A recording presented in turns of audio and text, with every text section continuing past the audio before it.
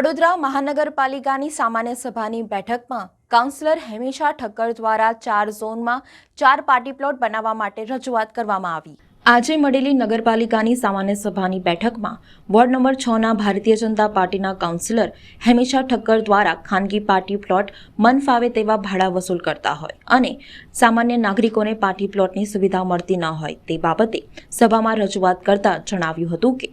4 ઝોનમાં 4 party plot પાલિકા દ્વારા બનાવવા જોઈએ, જેથી ઓછા પૈસેથી લોકોને સુવિધા મળી રહે। સામાન્ય નાગરિકોને ખાનગી પાર્ટી પ્લોટમાં પરવડે તેવું નથી, કેમ કે ત્યાં લાખો રૂપિયા ભાડું વસૂલ કરવામાં આવતું હોય છે, જેથી જો પાલિકા સુવિધા ઊભી કરે તો પાલિકાને પણ આવક ઊભી થાય અને લોકોને પણ પ્રસંગો માટે ઓછા ભાવે સારી સુવિધા મળી રહે। છેલ્લા 2 વર્ષથી હું એક રજૂઆત કરી રહી છું કે જેમ પ્રાઇવેટ પાર્ટી પ્લોટ હોય એમ કોર્પોરેશને પણ પાર્ટી પ્લોટ બનાવીને ખૂબ ઓછા ચાર્જમાં જે પણ ગરીબ દીકરીઓ હોય, મધ્યમ દીકરીઓ હોય એ લોકો માટે એક સારી સુવિધા પૂરી પાડવા માટેનું એક આયોજન કરે। એના બદલ ગયા વર્ષના બજેટમાં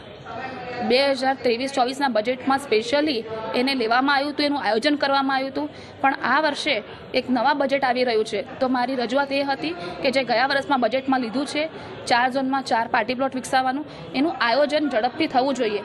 અમે જ્યારે પણ અત્યારે લગ્ન સિઝન છે, આપ લોકો જોતા હશો પ્રાઇવેટ પાર્ટી પ્લોટવાળા 2-2, 3-3, 5-5 લાખ રૂપિયા ચાર્જ વસૂલે છે એક દિવસના, જે ગરીબ ને મધ્યમ વર્ગની પબ્લિકને પરવડતા નથી। જેથી મારી રજૂઆત હતી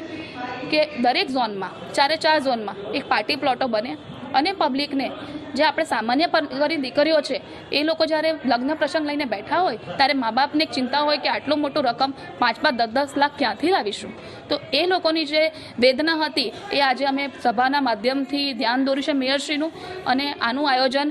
ખૂબ ઝડપથી થાય અને આ વડોદરાની જનતાને, વડોદરાના મધ્યમ વર્ગના લોકોને સ્પેશિયલી આ પાર્ટી પ્લોટનો લાભ મળે એની રજૂઆત કરી હતી।